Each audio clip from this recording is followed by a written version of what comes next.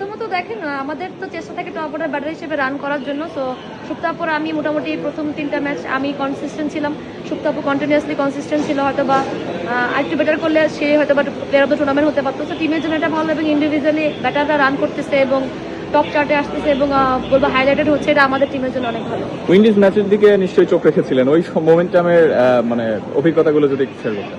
ওই ম্যাচটা আসলে আমি বেসিক্যালি দেখি নাই, কারণ হচ্ছে আমার কাছে অনেক মনে হচ্ছিল যে না, অন্যের উপর ডিপেন্ড করা হয়ে যাচ্ছে, বা হয়তো বা আমাদের কন্ট্রোলে যেগুলো ছিল সেটা আমরা প্রপার ওয়েতে করতে পারলে হয়তো বা তাদের লাস্ট ম্যাচটা আমাদেরকে দেখতে হতো না।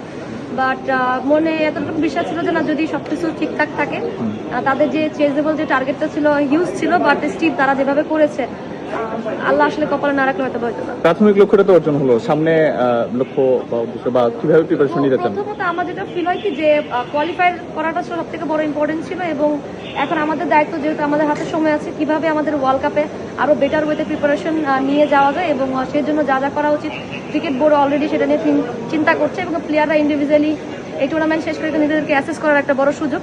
কারণ যেভাবে আমরা খেলে আসছি কোয়ালিফাইডে, এইভাবে আসলে ওয়ার্ল্ড কাপে খেলে হয়তো বা সেম রেজাল্টই পাবো, ওইরকম টাইটাই ম্যাচগুলো থাকবে। সো ওখানে টিমগুলো আরো বেশি কম্পিটিটিভ থাকবে, সো আমাদের প্রিপারেশন যেন আরো বেটার হয় সেটা দেখে। কোয়ালিফাই করার পর বিসিবি থেকে কি কথা বলেছে সভাপতি বলি আমরা, ভাই তিনি দায়িত্ব রয়েছেন ফাহিম ভাই বলে, তিনি কি কথা বলেছেন আপনার সাথে?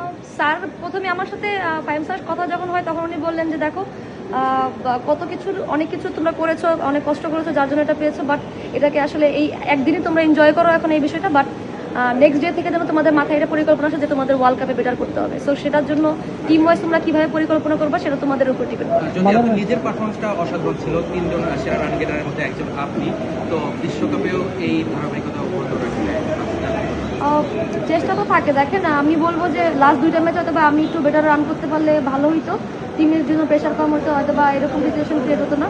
বাট ফিউচার এটাই প্ল্যান থাকবে যেন, যেহেতু এখন সময় আছে, আরও কীভাবে কনসিস্টেন্ট থাকা যায়, নট অনলি যে 2-3টা ম্যাচ কন্টিনিউ করতেছি, টিমের জন্য মানে কনসিস্টেন্ট যেন পারফর্ম করতে পারে সেভাবে প্রিপেয়ার।